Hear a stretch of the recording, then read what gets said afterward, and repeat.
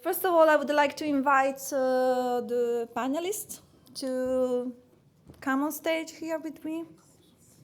So, Andrew Potts,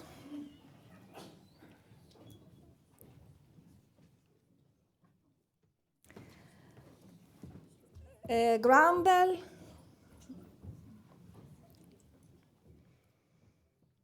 Paolo Vitti, and Justin Albers.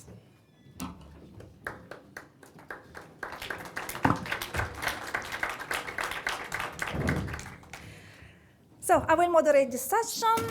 Be sure that we stick with the time, and also bear the responsibility of being the only woman on stage. Okay, we know that the fight for equal representation is not over. So I feel really committed to this responsibility. So a few words of introduction about this topic. Well, my name is Erminia Sciacchitano, and I'm a policy officer. I work at the European Commission, and I deal with the cultural heritage policies. And my background is I'm a conservation architect myself. So we will dedicate this almost 1 hour and 50 minutes to a reflection on towards an ambitious European and global action plan to address climate change-related risks for cultural heritage. So I don't see Sneska here in the room, but I suspect that this ambitious title was her idea. We have really interesting keywords in this title. European and global action, and then an ambitious action plan in the background. So, why should we take action at European level on this topic? Here you are, Sneska. Confess, it's you who created the title of this session, right? Sorry. Yeah? So, why should we take action at European level? This morning, well, the Vice President of the European Investment Bank has already reminded us the results of the Eurobarometer on cultural heritage, where we have seen that 85% of European citizens consider cultural heritage important and ask all institutions to take action. And on the climate side, we all know that there is a clear sense of urgency now among the EU citizens to find solutions. And another recent Eurobarometer survey shows that an overwhelming majority of citizens, which is 93%, see climate change as a serious problem. The European Union is a global climate leader. It's the first major economy to put in place a legally binding framework to deliver on the objectives of the Paris Agreement. And it has a comprehensive and ambitious legislative framework to reduce net carbon emissions and limit long-term climate change, aiming at climate neutrality by 2050. Unfortunately, and it was said also in this morning, a lot of damage has been done. And global warming is definitely happening. And climate change is already impacting Europe's cultural heritage. Since 2013, the EU has adopted an adaptation strategy to encourage national, regional, local adaptation authorities to take action in order to prevent and minimize that damage. And Europe is also supporting research on this topic. And for instance, through Horizon 2020, recently, there are several research and innovation projects that are currently focusing on developing and testing new solutions to improve resilience of historic settlements and foster their sustainable reconstruction in case of disaster, and with a total budget of 18 million euros. But in 2017, in the DG Education and Culture, we carried on a study which was published, one of the first publications published with the logo of the European Year of Cultural Heritage, with the objective of contributing to integrate cultural heritage into national disaster and risk reduction strategies developed by EU member states. And we gathered all information available at EU, international level, and we mapped the strategies, tools in member states. And the result is interesting, because we counted many EU-funded projects focusing on the topic, 28 at minimum. But the study also revealed that there is a poor knowledge of the results of this research among heritage institutions or civil protection authorities. There is a lack of alignment in the existing processes from research to policy to practical application. The explicit protection of cultural heritage is still inadequately addressed, and cultural heritage is not considered a priority in emergency situations. And moreover, the study revealed that the national strategies for safeguarding cultural heritage are not yet comprehensively integrated in national plans. And finally, and that's one also the purpose of this discussion today, that the knowledge of hazards and risks is not yet structurally integrated with cultural heritage protection practices. So there is room for action.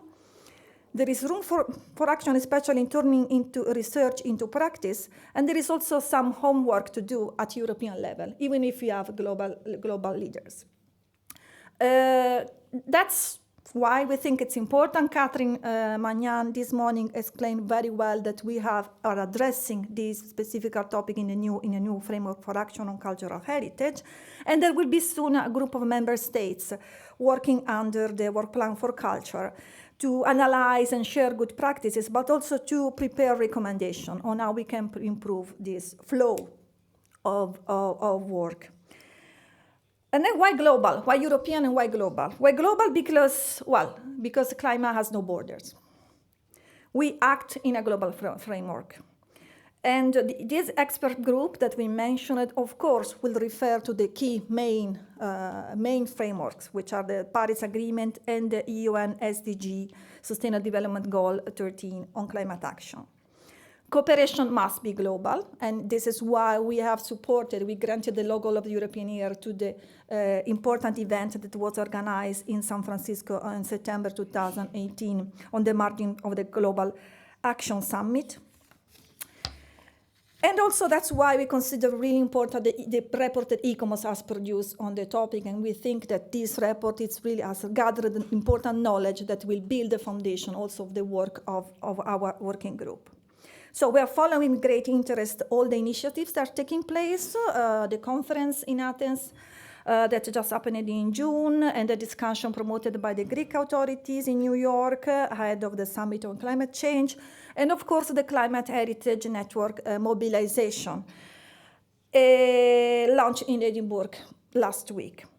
So this is the perfect link is to the opening speech that will be now delivered by Andrew Potts, because he is, I can say, the heart of this mobilization and also the engine of the mobilization. So I would like to give you now the floor. Andrew is president of the ICOMOS Working Group on Climate Change and Heritage. He is a lawyer by training. He's been working for around 20 years on cultural heritage and sustainable development finance. And also he has previously served as ICOMOS focal point for the UN SDGs. Andrew.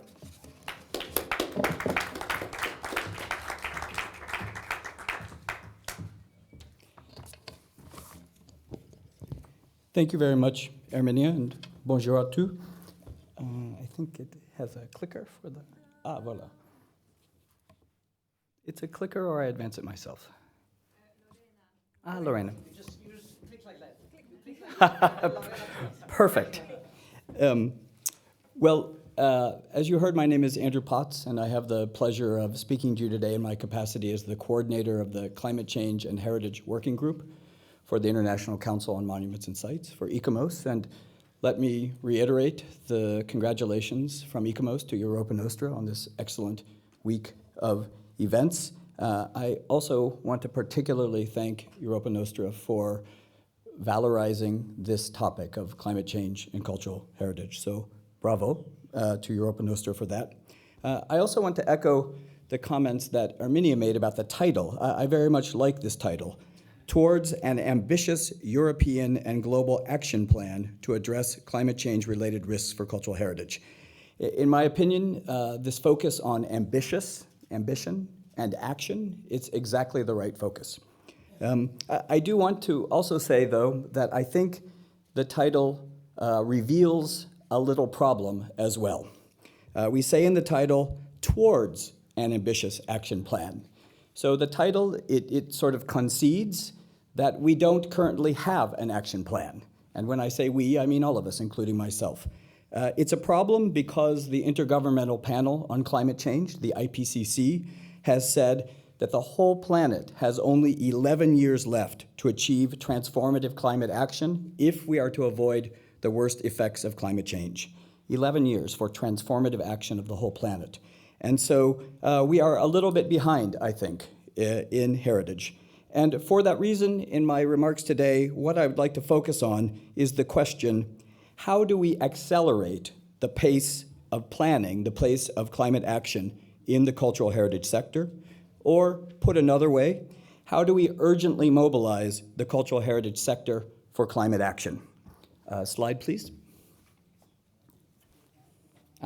Voila. So here is a random slice of the cultural heritage sector. These are some of our colleagues. These are a sampling of the world's thousands and thousands of architects and conservators, archaeologists and heritage experts, heritage advocates. And so I have a question for you, this random selection of colleagues. What percentage of them do you think are currently using their heritage talents to aid in climate action? Some? Most? Slide, please. Probably not most. And so that is my question for you. Why not more? Why not all? Slide, please. We already know that the effects of climate change are happening now. This is Delos in Greece, where sea level rise is forcing ocean water up through the porous rocks, where it pools at the surface, corroding monuments that have stood for 3,000 years. But climate impacts are being felt today in many other ways as well, for example, in the exacerbation of existing conflicts and by forcing climate migration and indeed increasingly the displacement of whole communities. And you can imagine the effect on culture and tradition when a whole community is displaced. So in my opinion, the failure of the cultural heritage sector to already have mobilized for climate action in the face of demonstrable impacts such as these, it reflects a failure to internalize the realities of the climate emergency into our professional practice. So what to do? It's another point I want to make that underscores the necessity of tackling this question, and that point is this. We should know that cultural heritage offers immense potential to drive climate action and to support just transitions by communities towards a low-carbon, climate-resilient future. In this room, those colleagues I showed you a moment ago, we collectively, we and the cultural heritage we manage, we have a lot to contribute to climate action. How so? Well, climate action, it's a human problem. It's a problem that calls for planning with a multi-generational time horizon. It demands circular economy approaches that promote the reuse and conservation of resources. It demands creativity. It calls on us to leverage cultural capital. Are these themes maybe sounding familiar? I mean, these are essentially the core competencies of cultural heritage. And if there was any doubt, a slide please. If there was any doubt that cultural heritage had a lot to contribute to climate action, as Erminia said, earlier this year, ICOMOS issued a report, it's pictured on the screen in green, entitled The Future of Our Past, Engaging Cultural Heritage in Climate Action. The report literally goes section by section through the Paris Agreement on climate change, and it scopes out how the things that we are good at in cultural heritage, how the skills of the people in this room can contribute to achieving the ambitions of the Paris Agreement. So, at this point in my talk, rather than continuing to dwell on what we have not done in cultural heritage, I want to ask a different question. I want to ask you, what does cultural heritage look like when it is working urgently on climate action? What does cultural heritage look like when it is fully mobilized for climate action? Next slide, please. So to answer this question, I want to introduce you to some colleagues, and topically speaking, I want to start where climate change starts, and that is with greenhouse gases. The industrial world has already emitted enough greenhouse gases to heat the world by 1 degree Celsius since pre-industrial levels. We know this from the Intergovernmental Panel on Climate Change. The IPCC has already told us that we desperately need to keep warming below 1.5 degrees. The Swedish climate activist Greta Thunberg and many others have reminded us that if your house is on fire, you need to focus on putting the fire out. Our Earth is on fire, and the source of that fire, and thus the ultimate source of the threat to cultural heritage, is greenhouse gases. The mitigation of greenhouse gases is a heritage conservation issue. The good news is there are many ways that we in cultural heritage can contribute to the mitigation of greenhouse gases. And this is where I'd like to introduce you to a colleague. It's a fellow called Bruce Chandler. It's Bruce in the yellow vest in the picture on the right. Bruce has a great job. He's the chief architect of Edinburgh Castle, which is part of the old and new towns of Edinburgh World Heritage Site.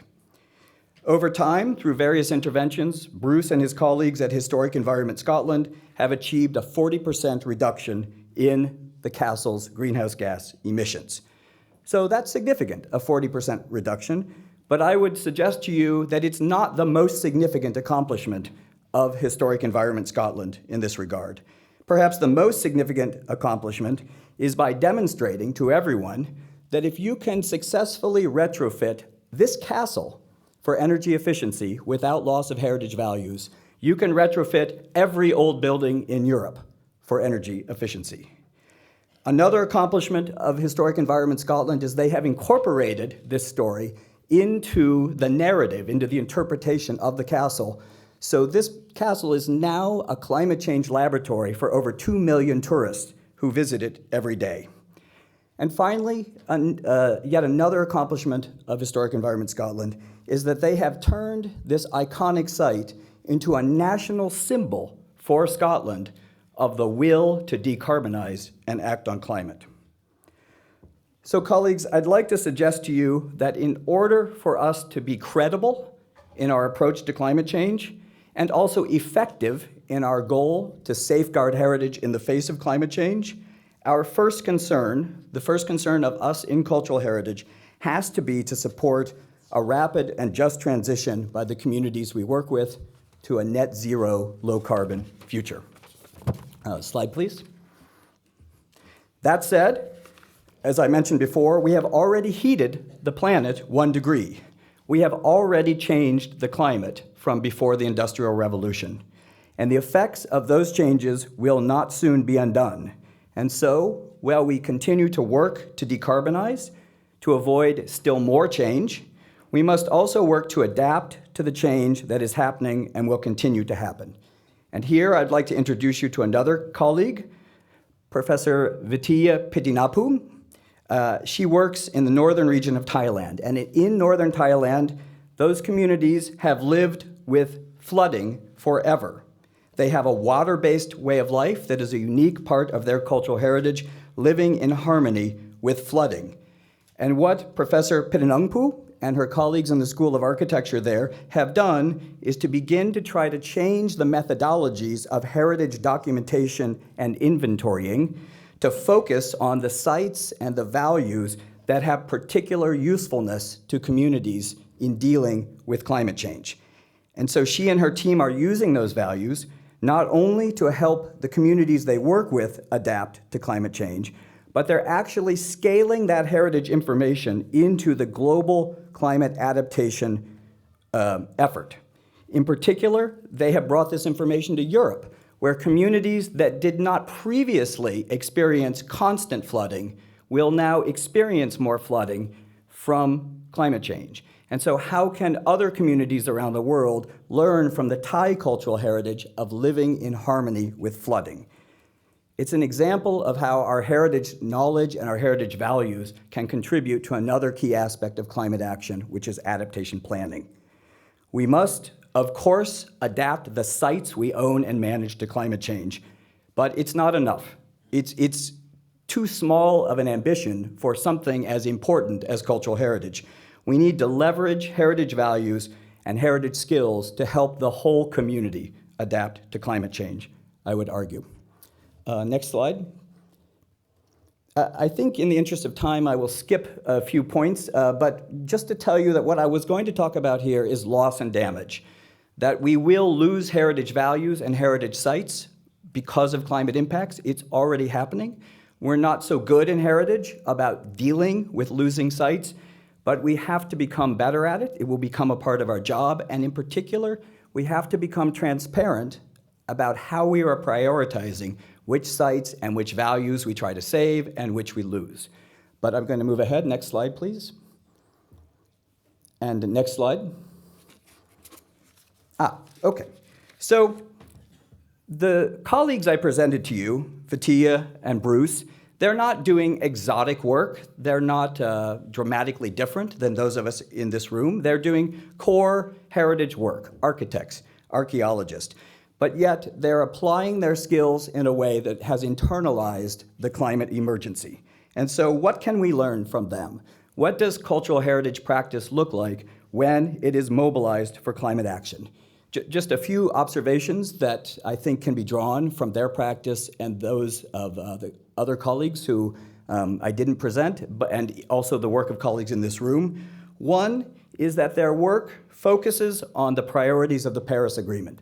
The Paris Agreement lays out a framework for climate action, carbon mitigation, climate adaptation, planning for loss and damage, and these colleagues have calibrated their work to the imperatives of the Paris Agreement.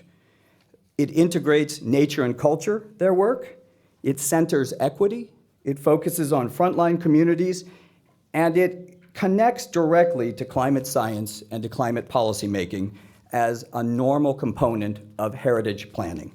And so I think these are some of the elements that would be common to the heritage sector if the sector were fully mobilized for climate action. And now to my last slide. Voila. So, Erminia already mentioned the Climate Heritage Network. I want to give you a little bit of background about that. You heard that last month at the United Nations Climate Summit, Greece, along with UNESCO and the World Meteorological Organization, held an event entitled Cultural Heritage Partnership to Enable Ambitious Climate Action. I was honored to attend on behalf of ICOMOS. I was joined by Paolo Vitti, who you'll hear from in a moment, Paolo representing Europa Nostra. And as part of this effort, Greece has invited all the countries of the world to commit to mainstreaming cultural heritage into climate change policies and processes. And so bravo to Greece. This is an initiative we can support. The Greeks have said they have the aspiration of a high-level summit next year on climate change and cultural heritage. In the context of the Greek initiative, the Greek government circulated a commitment document which called on the cultural heritage field to accelerate practical action and cooperation schemes on climate change and cultural heritage. So I want to leave you with the encouraging news of one such scheme. It's called the Climate Heritage Network. The network is a voluntary network of government, arts, culture, and heritage agencies at all levels, local, regional, national, site management authorities, as well as NGOs, universities, and businesses committed to using culture and heritage to help communities achieve the ambitions of the Paris Agreement. The network launched at a global event that was just last week in Edinburgh. A big thanks to Europa Nostra for being one of the founding members of the network. Graham Bell, who you'll hear from, represented Europa Nostra at the meeting. Sarah Croft is here, is on the steering committee of the network. You'll see the other founding members here. You may or may not agree with all the points I have made today, but I hope that you will agree that this topic deserves enhanced consideration in heritage, and that is the point of the network. And so I would ask you to consider having your own NGO, your own networks, the Ministry of Culture, the National Monuments Board, where you come from, in also joining the network so that we can dialogue together about how to accelerate climate action in the heritage sector. I leave you with a final thought. Cultural heritage is a climate issue. Climate change is a cultural heritage issue. Now it's up to us to fulfill the premise of this session and to urgently accelerate our planning for climate action. And I thank you for your time.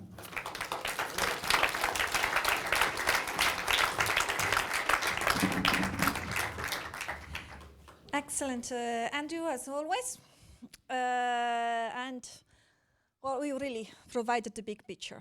So, and have proposed all the different approaches that we can tackle.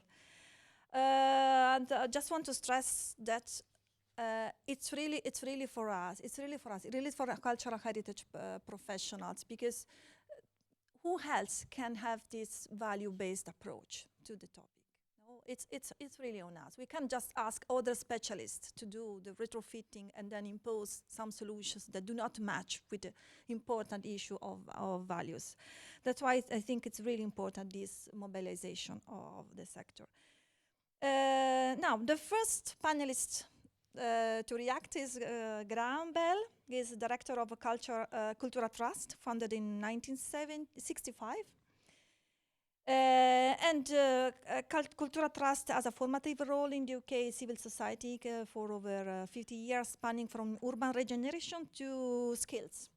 And you're a member of the executive committee of Europa Nostra, and also have participated to expert missions with the European Investment Bank Institute and the 7 Most Endangered program.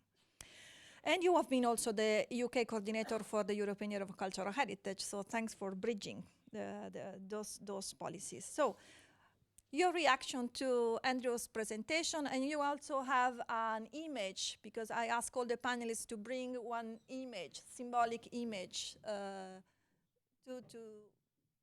which represent their key message. Okay, thank you. I was asked to respond to what Andrew said, even though I didn't know what he was going to say. But having been in Edinburgh, I had a pretty good idea. But in a sense, what I'm trying to do is anticipate what you might think about what he said in the broader context. And I guess, therefore, I'm an intermediary. And I'm trying to think about this as to how would I react? What can I do? In her welcoming introduction, Deputy Mayor of Paris, Karen Tayeb, chose 2 words which have resonated throughout every aspect of this Congress. Madame Tayeb quoted Victor Hugo, encouraging us to breathe Paris while we're here. This invocation was more poignant than she realized. In just 2 words is the essence of the living relationship we have with where we are, whether as a resident or just passing through as a visitor. We breathe the same air and share the same moment in time. Our perspectives will be different, but it is the same reality. And this analogy could not be more relevant to the world view on climate.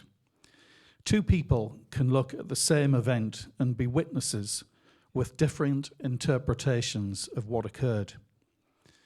Unhelpfully, on climate, we divide opinions into the deniers and the believers. Life is never so polarized. The polarities of belief are like magnets, pulling us towards one mindset or its opposing view. In all walks of life, but especially among policymakers, we must be extremely careful about the power and influence we wield, our capacity to unite or divide. Perhaps until only recently, linking climate with heritage would have seemed an absurd conjunction of 2 equally valid but disconnected subjects. Yes, of course, it is common sense to save energy, but it was a purely practical approach where cause and effect were succinctly symbolized by replacing an incandescent light bulb with a low-energy equivalent. Problem solved. This advice now seems naive. A switched-on public are now calling on those with responsibility to get their act together. In Vienna earlier this month, I addressed an annual congress hosted by the Burghartmannschaft Österreich, the theme each year being about future-proofing heritage. But this year was different. I compared 2 images, one of a schoolgirl sitting on a pavement outside her parliament with a protest placard. It is the now familiar image of Greta Thunberg, as at that time, a lone protester. I then showed a photograph of an event occurring only a few days before the Congress in the nearby Museums Quarter, an interesting choice of location, of a crowd protesting in the name of Extinction Rebellion. The Congress audience was surprised that only just about 1 year had passed between the two images. The heritage and conservation sector is not noted for its rapid response teams. Certainly, when a crisis occurs, such as with Notre Dame, which we at Europa Nostra recognised last night with a very special award for the Sapeur Pompier, or the National Museum of Brazil, there is an instinctive rallying of communities which reminds us of our common values. But the rush is to safeguard and stabilise, and then take time before making judgments about what to do next. However, climate action will not wait while we go through the familiar processes of research, analysis, recommendations, policy, statute, guidance, support, action, and if necessary, enforcement.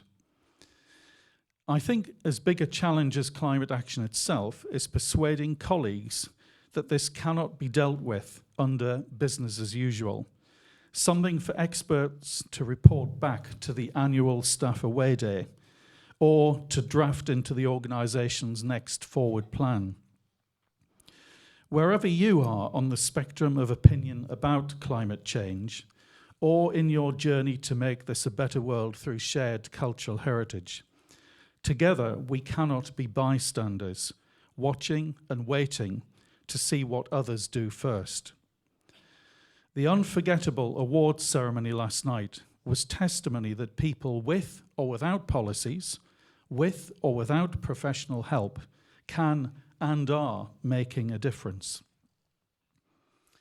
I've been asked during this Congress if climate heritage is about mitigating the impacts of climate change on our heritage, in other words, being reactive, or about improving the resilience of our heritage, whatever happens next, in other words, being proactive. The answer is both. I've also been asked to whom we are addressing this call to action, and I would say, first of all, to our colleagues, for if we cannot persuade them, how can we persuade the public that the cultural heritage sector is indeed acting responsibly? And to those who would say, but I only work at a local level, what can I do? I give you the example shown on the screen. The NGO I run in the UK, Cultura Trust, is embodying all of these principles in one project, one building. It's not on the scale of Edinburgh Castle, which you've seen that Historic Environment Scotland are doing, but perhaps it's a more accessible level for many of us to begin at. This project is bringing back to life a derelict historic watermill that has been at the heart of a community for centuries and in its current form for over 150 years. It reuses the embodied energy of the building's materials and labour, natural water power for its operation, and hydroelectric power for renewable energy contributing to the national supply. It will be an artisan bakery as part of the local economy, providing employment, skills training, and locally sourced foods. It has a large group of volunteers drawn from the local community. And now we are launching a share issue which enables people anywhere, even you, to invest in the project to support its ethos and business. This holistic approach, recognised by the Council of Europe as an exemplar of good practice through the Strategy 21 programme, is a starting point. It shows that climate action is not another policy silo, but the way in which many of UNESCO's Sustainable Development Goals are coordinated and deliverable on the ground. So in conclusion, I just want to say that it shows that wherever we are and whoever we are, we can combine climate action and cultural heritage. And coming back to where I began, breathe Paris.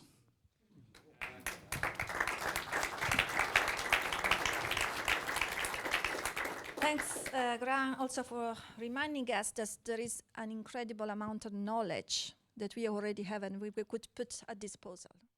So we don't need to say, okay, we need other studies, we need other evidences, we need to start. No, we have a lot of also personal experience. I'm convinced that many of you have personal experience that can share stories, that can share. So we can contribute quickly to the cause.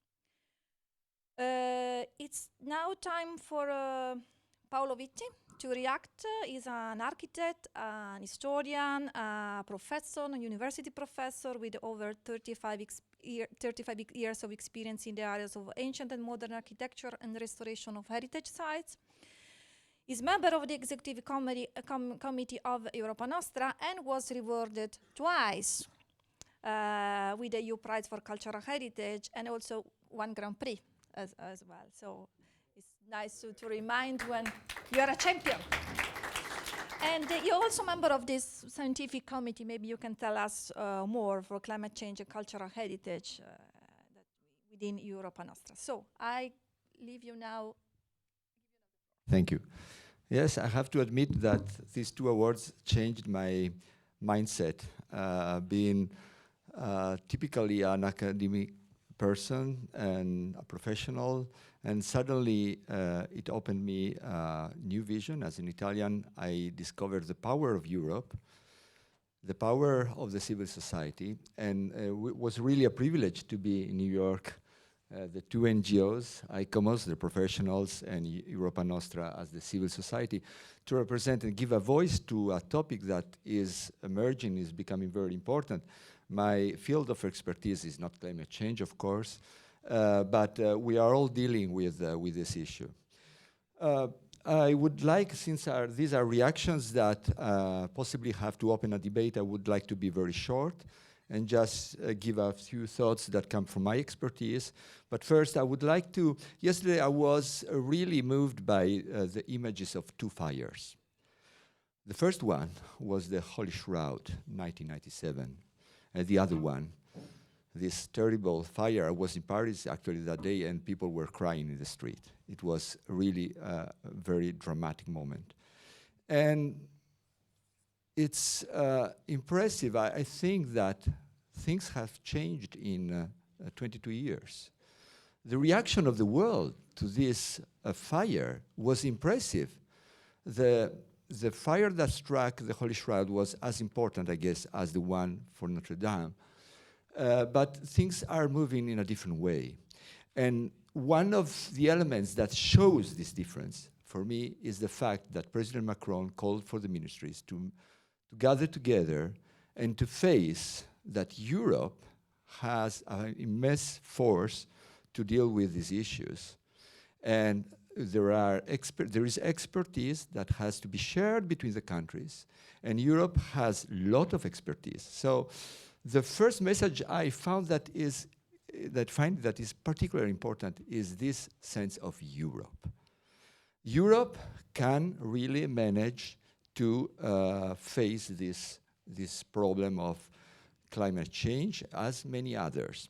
And for this reason, I think that here what was promoted by the Greek government, who took this action for climate change and cultural heritage, has to become a European action, all the governments together. And of course, we are very proud to have Greece leading this because we know that impressive heritage that has Greece, especially going back to the history and our roots. Now, I would then pass to suggest 2 points that for me are important. The one is going to the resilient architecture point. And here, I think very much about the word development. What is development? Is there infinite development? Is most probably, I would say that it's not a matter of development plans rather than of mitigation and adaptation. It's a different way to approach our future, because at the same moment, there is not infinite progress. the idea, the ones who we were at a certain stage thinking that there was a progress that could be infinite. But this is an oxymoron, it's impossible. So we have to be very sincere with ourselves and face which are the models that we are creating. So for me, going back to the models that cultural heritage can give to climate change, working in fragile context. I have been working lately in Palestine, and that is an image from Palestine. And you can see which are the models that the rich countries have exported to these places. Is heavy development made out of concrete, with no respect of the environment. And so this is not possible. So it's our responsibility to face that profits are not the core of our society. I'm sorry to say that. I know it's obvious, but I think a lot about this. So for me, there is an issue which is very clear, that is responsibility and solidarity. This message is absolutely important, and we need really to inverse. I like the circular economy approaches. The cultural heritage is an immense resource for sustainability and resilience. We have been saying that in previous days. So let's go forward with this. And the last message I'm giving, so I will be very short, is another point for me is crucial, and is education. Education is something that is the base, the core of the question. We have been saying that. But even more important, and that's something that for me personally goes with education, is young generations. Because we are the ones who are experienced. We have reached a certain level of professional or academic or whatever. We have experience, but young generations are the future. So education has to focus on young generations, giving models. And these models cannot be that people are taught at university to use concrete and iron as the only way to express architecture, for instance. But there are other ways that can be given from, other models that can be given from sustainable architecture, which is cultural heritage. Thank you very much.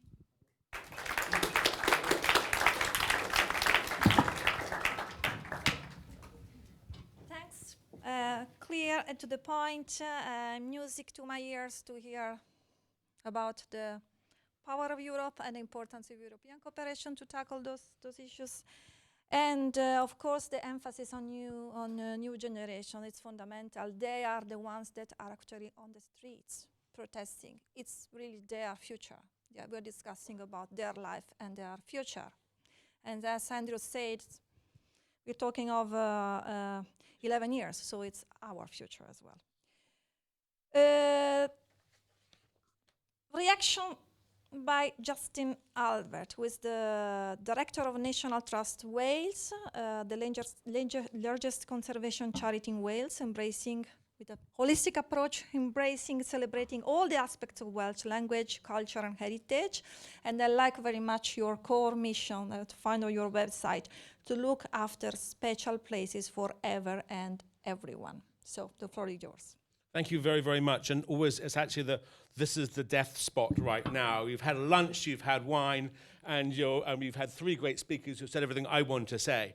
But that said, I'm going to press my watch, and I programmed it to electrocute me in exactly 4 minutes and 51 seconds. So if I scream, I'll just stop talking.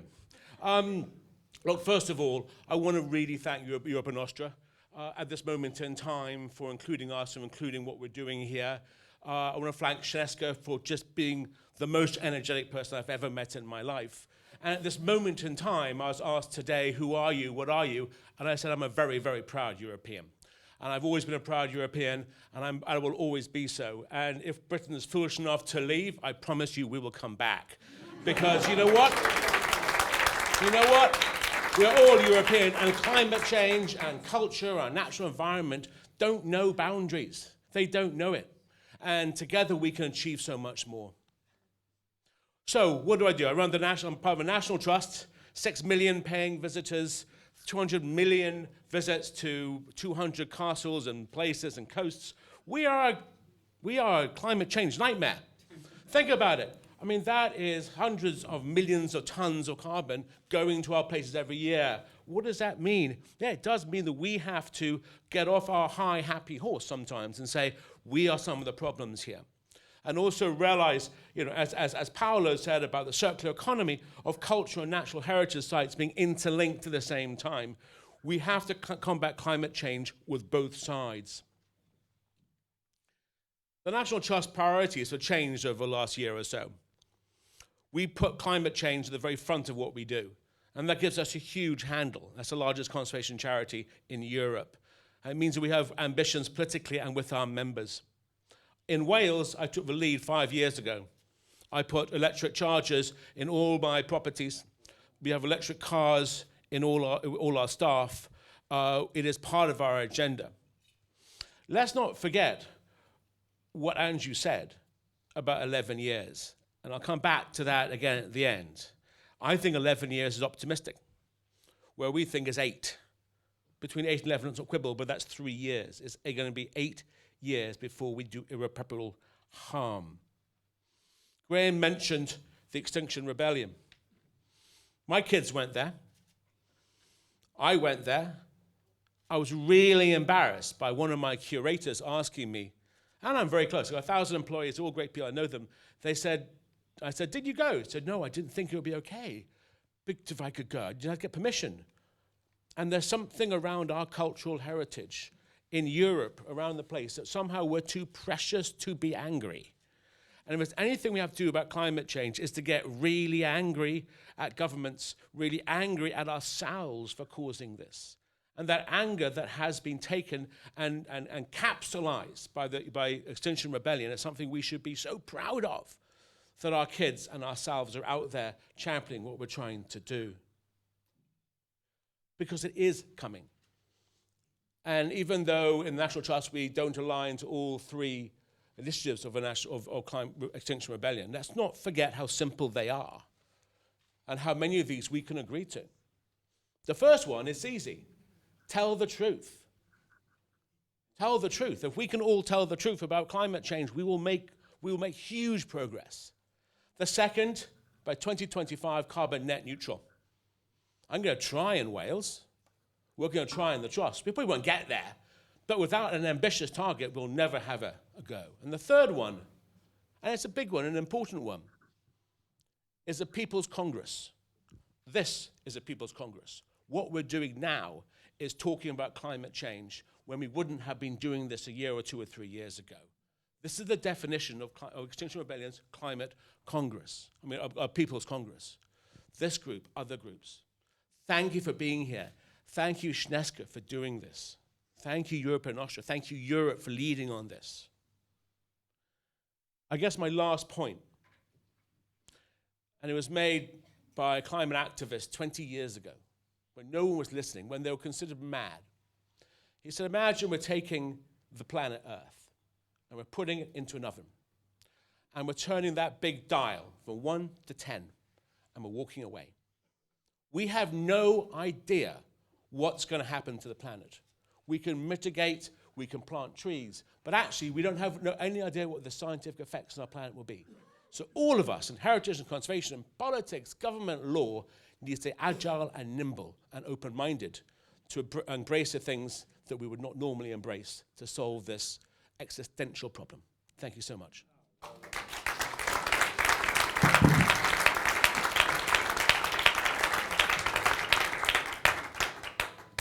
Ow. 5 minutes. You stick to the time. So very good. Yes, and we also know that culture could be an enabler, but could be also an obstacle to change. Sorry. Okay. So. Can ask a favour? We originally we had 30 minutes. Can we have at least 20 minutes for the debate? Because we think it's really important to provoke, to have a discussion. So are we allowed to take those 20 minutes? So, but we want to start, and Justin has 3 questions for you. So I give him back the floor. Okay, so wake up, everybody. It's your turn, okay? Your turn to put your thoughts out here and challenge us and challenge yourselves, okay? So get those arms ready to go up and down. First one. This is the first one from your panel here. Do you think that climate change is the most pressing issue facing humankind? Hands up if you think it is. It's about half-ish. Interesting, half-ish, maybe 2/3. Okay. We've got some convincing to do. Come and talk to me afterwards. Who sees the effect of climate change on the cultural heritage they look after? Who sees the effect of climate on the stuff you look after or love? Do you see the effect of climate change? Hands up if you do. A lot fewer. I'm looking about 10-15%. You didn't see on my slide the castle falling into the sea. And lastly, and it's a really interesting start to this debate given the panel, and a really strong answer to the opening question. Who here feels they're able to influence policy on climate change in their countries or their organizations? Okay, even fewer. Right. Did everyone get those 2 questions? Did everybody's arms got some exercise? Right, okay, so there's a promise by this crowd. For every question you ask, some of us will buy you a drink, or we will sign a book, or we'll do something. But I want to see a sea of hands of questions out there, and I'm going to pass you back to our moderator. There's one there. Moderator. So, questions. Time for questions. 1, 2, 3, 4. Okay. Take the first, let's take the first 2. Hello. My name is Claire McGuire. I'm here representing the International Federation of Library Associations and Institutions. I was proud to see us up. We're also a founding member of the Heritage Network. I have less of a question and more of a comment, and maybe the panel can comment. I've heard a lot today about monuments and sites, but very little about other forms of cultural property. And one of the main heritage that we look after is documentary heritage and the heritage kept and protected in libraries and archives. And we're talking about the need for civil society to come together. And I think it's really important to ensure that we, in our dialogue, establish a broad definition of what cultural heritage is beyond monuments and sites, so that we can open the door to combining our influence between different types of heritage practitioners, and perhaps you can comment on how we can include a broad definition of heritage in our dialogue now and going forward.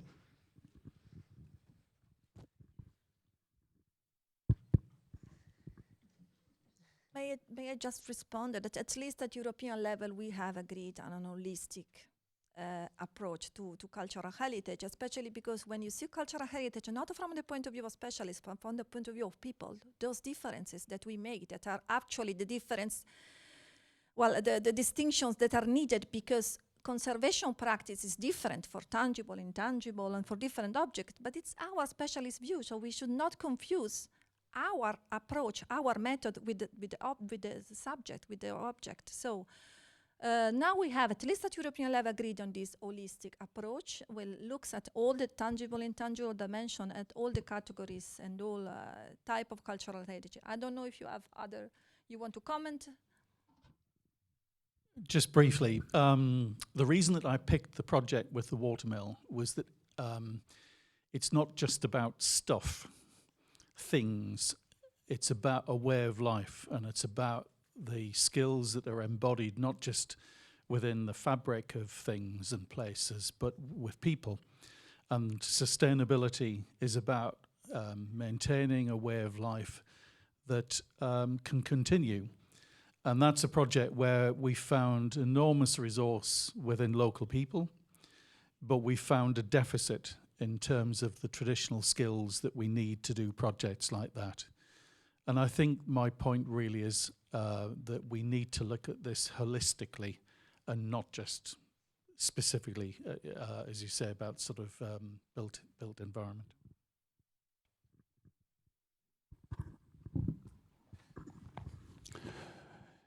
Bonjour, je voudrais vous poser deux questions. La première question est la suivante. Ne pensez-vous pas que plutôt que de parler tout le temps du climat, de la transition énergétique, on devrait parler du respect de la nature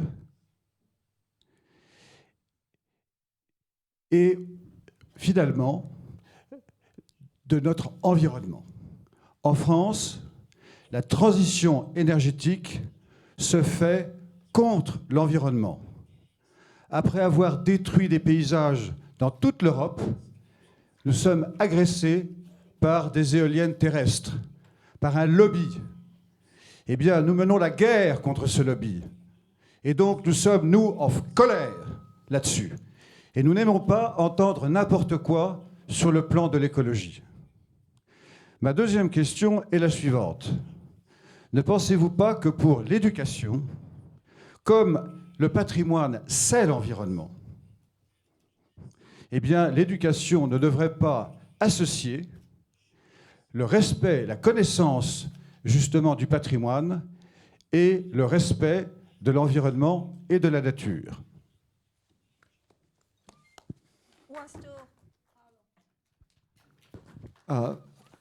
Thank you. This actually is a very good point.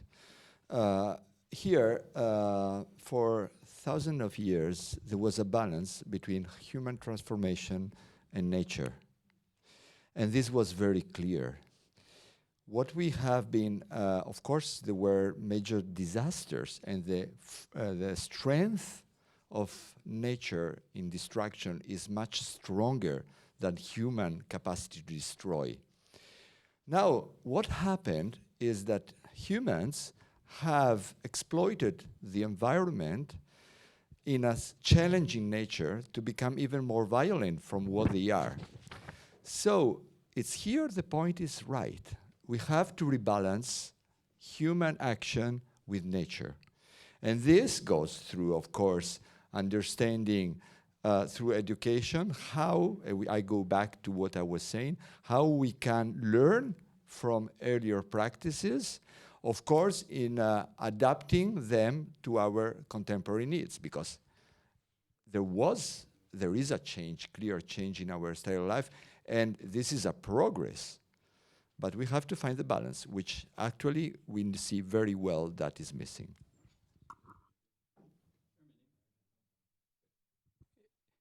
Just to speak to some other dimensions of the question, first, I agree very much with the major premise of the observation about the importance of nature to this equation. At the same time that the Intergovernmental Panel on Climate Change, the IPCC, issued their special report on 1.5 degrees of warming, IPBES, the International Biodiversity Science Agency, issued a companion report that said up to 1 million species are facing extinction. So we have a biodiversity crisis, and the biodiversity crisis and the climate change crisis go hand in hand. And in the heritage context, it asks us to accelerate the integration of nature and culture and honor the interlinkages of nature and culture and move to landscape scale approaches more urgently. In terms of wind farms in particular, I pointed out that ICOMOS report on engaging cultural heritage and climate action, and what the report asks people to consider is, as I already said a moment ago, greenhouse gases are a threat to heritage. And so mitigating greenhouse gases is an approach to heritage conservation. And so when people are proposing utility scale green energy installations, or also micro scale, such as solar panels on buildings, these gestures towards decarbonization are contributing to the safeguarding of heritage. And so what we have to do is balance varying approaches to the safeguarding of heritage, because mitigating greenhouse gases is an approach to safeguarding heritage. ICOMOS report suggests that it is not constructive to merely oppose certain green energy interventions, but rather in Heritage we should actively suggest what we would like to see. How do we propose our communities achieve their decarbonization targets? How many metric tons of greenhouse gases can be withdrawn from the atmosphere in ways that we can recommend?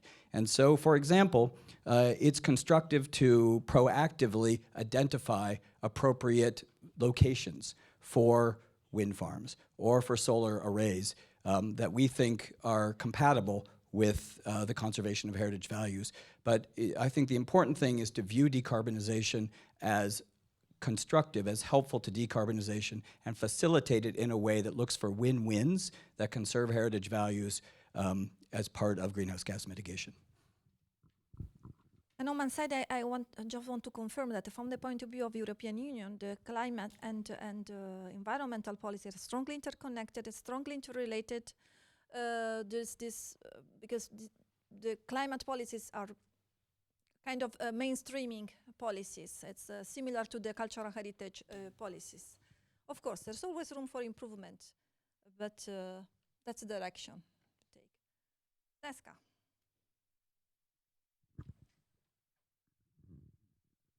Justin asked us to answer the question, who in the room thinks that can influence policies? So I think that we collectively, after this Assise du Patrimoine à Paris, and particularly this panel discussion, and all the work that you have at least already done, we have urgently to ask an appointment with Frans Timmermans, the first Executive Vice President of the new European Commission, once he is appointed. He is in charge of the EU New Green Deal. He is excellent. He is a force of nature. He knows us, but I'm sure that he is not aware of the cultural heritage and cultural dimension of his time. So, in addition to the various commissioners we already identified this morning, in addition to Madam Gabriel, who is going to have particularly cultural heritage competence in her portfolio, we have to very urgently, and I think we can obtain that very soon, and all of you will come with us to that meeting when we obtain him. So, because I think that we don't need to wait anymore we have enough evidence, enough people, and we have to get that European Union leaders, and France, I'm sure, will be one of our allies. Especially because some work has been done, because very often you don't find your window because you don't speak the correct language. But thanks to the report that you have done, where we have matched cultural heritage with the Paris Agreement, now I think this language issue it has improved. So we have the arguments in line with the language spoken by those different policy makers. I wanted to add that the point is important because we don't have to think only in one DG. We already said that. We have to have a transversal movement. So this is the right way. Some more questions. Yeah, Delphine, then in the back. Thank you, Erminia. Thank you for this very interesting debate. I reacting because I have two hats. I'm representing the Historic Houses Association, so private owners of historic buildings, and also the land owners, foresters and farmers. So we are at the right place to build bridges, I would say, okay? And from my experience, been 10 years working at the level of EU institutions, we are still working very much in silos. I'm sorry to say it, but it's true. There are expert groups on environment, Natura 2000, climate change. There are expert groups on cultural heritage, but it's not that often that they are meeting together. And in the European Parliament, you have committees on environment and you have committees on culture. I've never seen in the cultural debates any discussion on climate change. So, of course, with the European Year of Cultural Heritage, we started to build bridges, and we had some other DGs, as you rightly say, that were present and introduced the topics, and more I see that it's a first interest. My question would be, first of all, how to improve this at EU level, because of course it's really important, and I think we all agree, and I mean, Sneska already made some suggestion and we should continue. But my interest is also at local level. You see what I mean? Because where I see the really added value is at the level of rural areas. There are people, they have people who have land or even association or volunteering association that are doing stuff that it's really connecting heritage with landscapes, as you say, because I do agree with you, the landscape level is the most important entry. But really often what I notice is that there are competition between the farmers, between the people protecting the heritage, how to make them work together, that they see that there is a common interest. How would you advise that at the local level and also at EU level?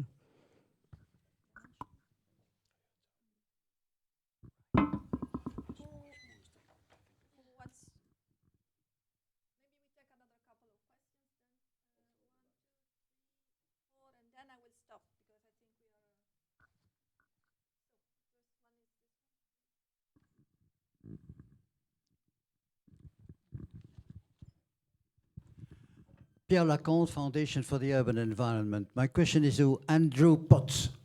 I know that besides your interest for both biodiversity and climate, you are also very active in SDGs. And you have drawn your attention in other circles about the fact that this depends from the General Assembly, and the General Assembly can decide what is in and what is not in the SDGs. My question, therefore, to you is, how do you see the lobbying towards the United Nations General Assembly? Next one.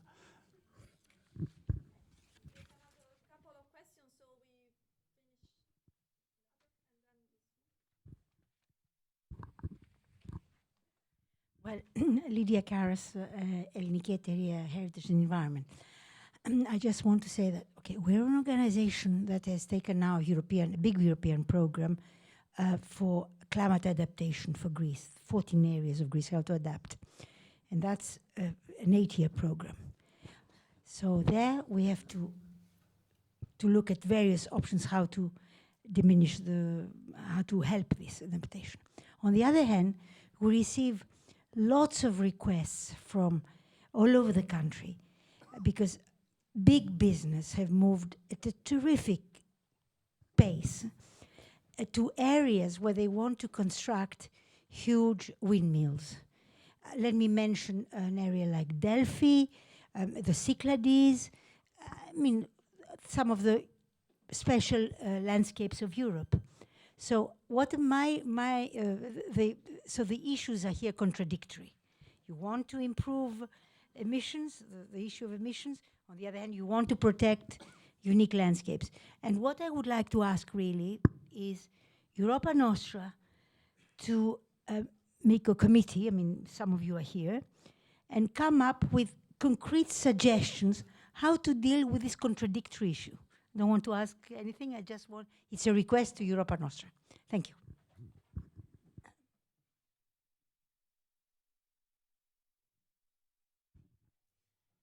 Hi, Emma Kvatvlieg, representing the city of Šabac in Serbia. So in Serbia, we're currently in burning season. So the farmers are burning the fields to make them ready for the next year. And this means that Belgrade last year was the most polluted city on Earth. And I was wondering, how do you sort of tackle ways of life? Because this is, traditional farming methods, for example, are also a part of cultural heritage. How do you reconcile traditional ways of life with adapting to climate change and getting new methods that are better for the environment? And I would like to link this to sort of a point that was made about educating younger generations. I think we need to invest more in also educating older generations because they have more power. They are currently, I'm sorry, the biggest obstacles. I think the young generation is quite active on the climate.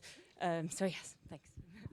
So, well, a lot of different questions. So we go from the big picture, the SDGs, to the local level, and even the behavior, which is a culture issue. It's a cultural issue. and also how to deal with the contradiction, inevitable contradiction. So who wants to react? Who? Of course, and you've been asked to reply. So. Well, they were all excellent questions. I wish that we had a whole debate around each one of them. I feel the most strongly about the question about the windmills and the turbines, and so I just want to say again the point I tried to make earlier, which is that well, there clearly is a tension. The tension is more complex than we need to give acknowledgement to the complexity. I would argue to you the greatest threat to the Cyclades, the greatest threat to beloved landscapes is climate change. Climate change is caused by greenhouse gas emissions. And so mitigating greenhouse gas emissions is the #1 thing we can do to save beloved landscapes for the future. And so it's important that we be constructively a part of decarbonization. And we need to articulate our preferred solutions to decarbonize. But to discuss the conservation of landscapes without discussing how we're going to mitigate greenhouse gases is not to offer an effective long-term solution to the protection of these places. So I would suggest the complexity of these nuances, these tensions, needs to be taken account of. And it actually, interestingly, connects to the same question about burning fields. So we can't be completely nostalgic about the role of culture in climate change. Culture determines consumption and production patterns. It is culture that has given us climate change. And so we have to be alert to what conservation means in an era where we have a culture that has delivered climate change. So for example, we have in Ireland this question of cutting peat, and peat is a cultural practice. Cutting peat is catastrophic for greenhouse gas emissions. And so the cultural, I would suggest to you, the heritage conservation reaction to proposals to eliminate the cutting of peat is not to oppose the elimination of the cutting of peat, but rather to bring other heritage tools to the question. How do we do oral histories of people who have traditional livelihoods of cutting peat? How do we document the tools of cutting peat? But it's not a heritage gesture to oppose the elimination of the cutting of peat, because the elimination of cutting of peat will mitigate greenhouse gases, which is the #1 thing that we can do to conserve heritage. In terms of your question about the UN, you know, in Edinburgh we had this very dramatic intervention from Alison Tickle from Julia's Bicycle, an arts-based climate action group. And Alison proposed that the failure of the climate change movement to achieve the level of ambition from the population that is needed is resulting from the failure to adequately understand the cultural dimensions of climate change. That our absence from the climate action table is why climate action isn't succeeding at scale. So we have in that view, we have an extremely important role to play.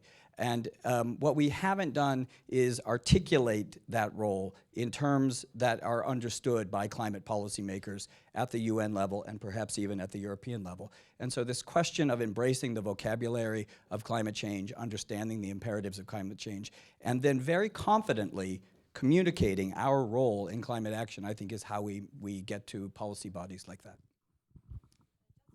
To react as well? I think you said everything I want to say, and you said elegantly, passionately.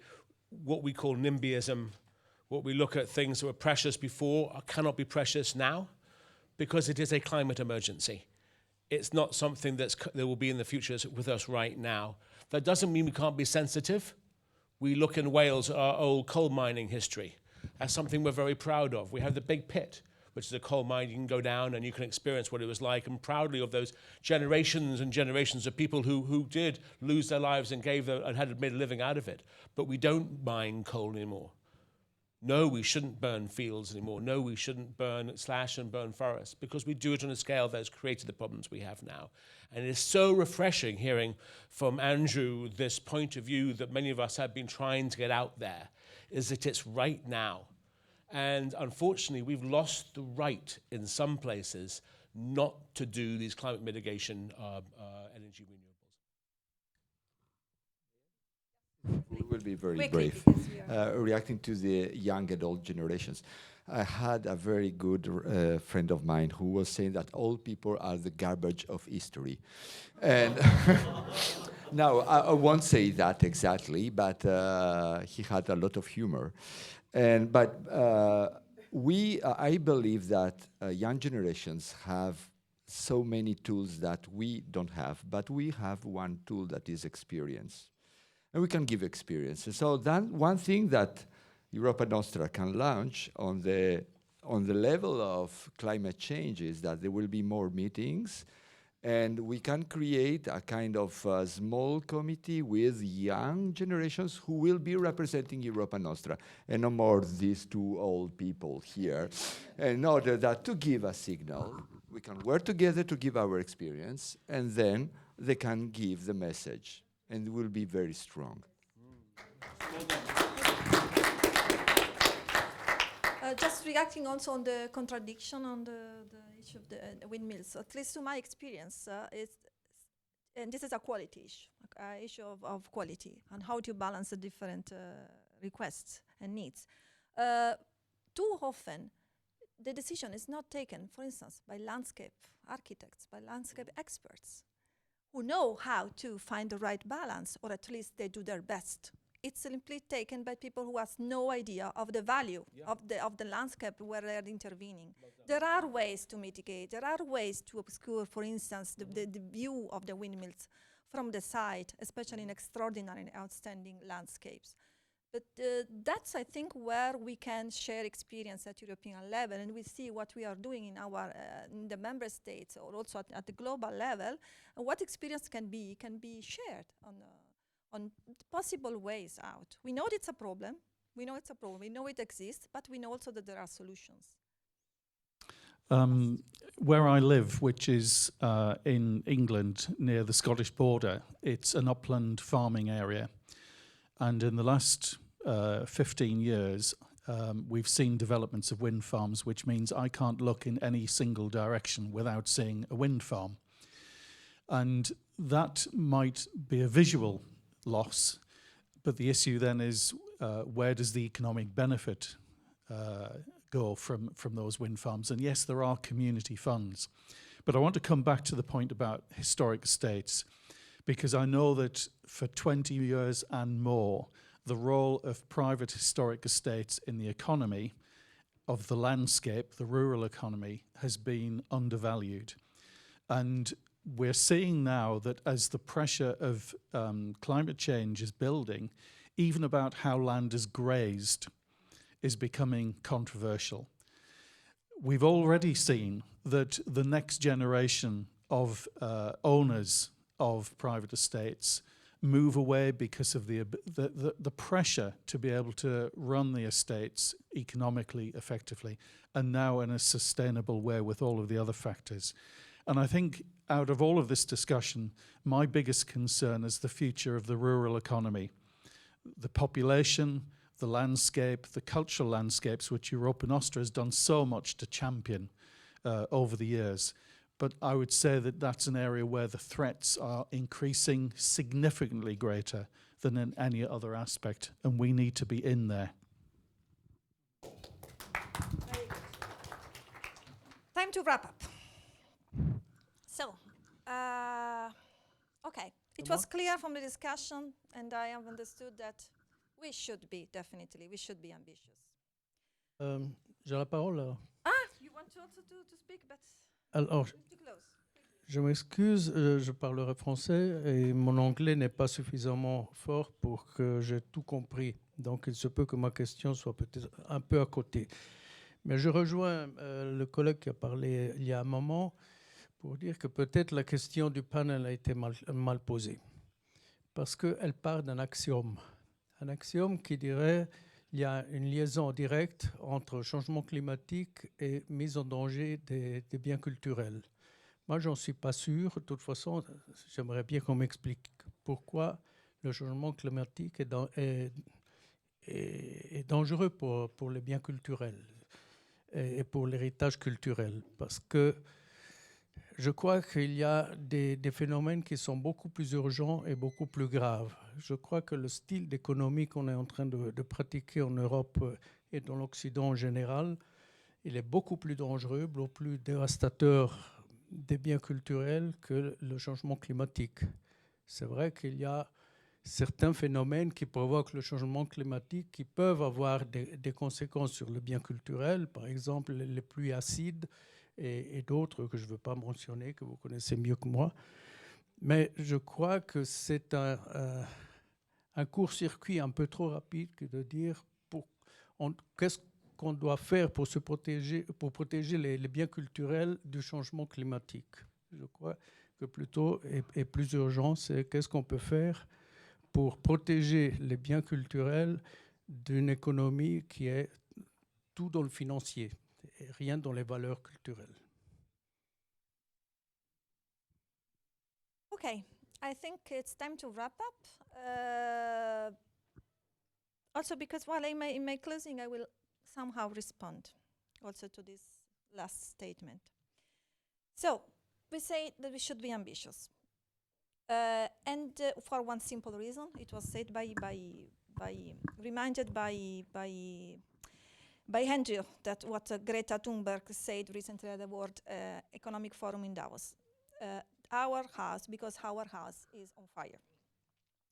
And since solving the climate crisis is the greatest and most complex challenge that Homo sapiens has ever faced, I'm convinced that we can't escape taking on our shoulders this responsibility.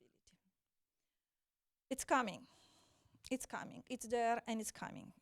And we all know by heart that culture and cultural heritage are a key to boost our collective efforts. So I'm really convinced the culture and cultural heritage sector should take stock of all the existing knowledge to boost our collective efforts and take action to tackle these challenges. I have an image to show that I ask you kindly to display the image I selected for this closing. It's a quite fancy and curious image. And it's related to the last day of the climate heritage mobilization. Because we ended our meeting at the Stirling Castle.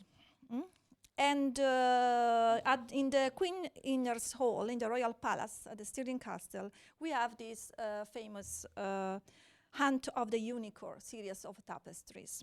I was really impressed by these tapestries. These are a reproduction of late medieval, early Renaissance tapestries, and they show this group of noblemen and hunters in pursuit of a unicorn. I also can say that I was shocked to see in those images how mankind and our civilization, since those early times, was hunting this marvelous unicorn, which is a symbol of purity, of grace. It's beautiful. His horn is healing. It's purifying the waters, and so on.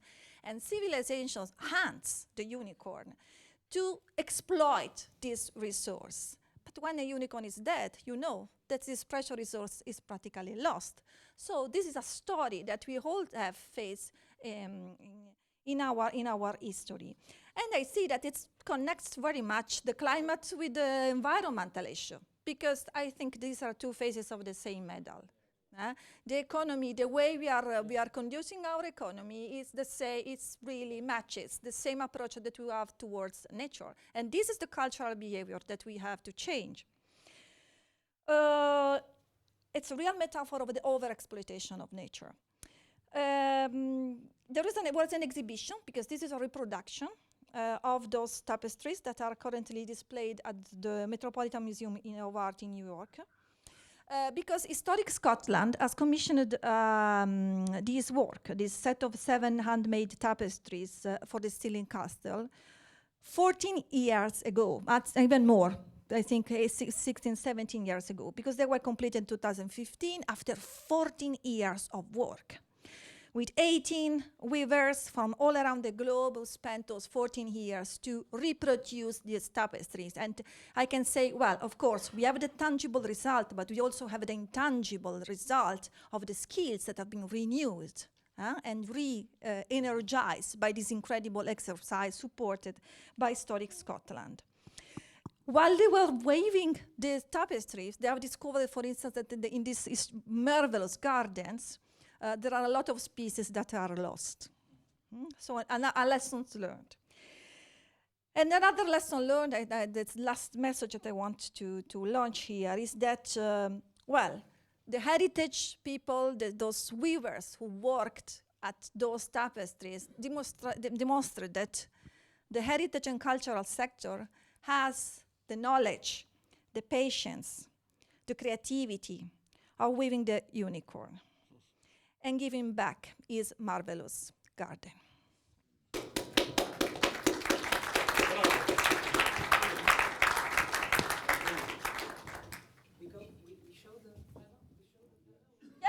Yes, for sure. And that's creativity.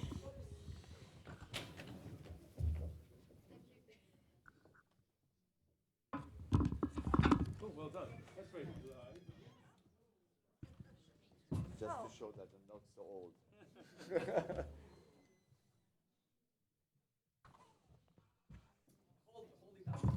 Hold it up. Not much lower because the I don't know where to go. Behind. You go behind. Wow, the messages.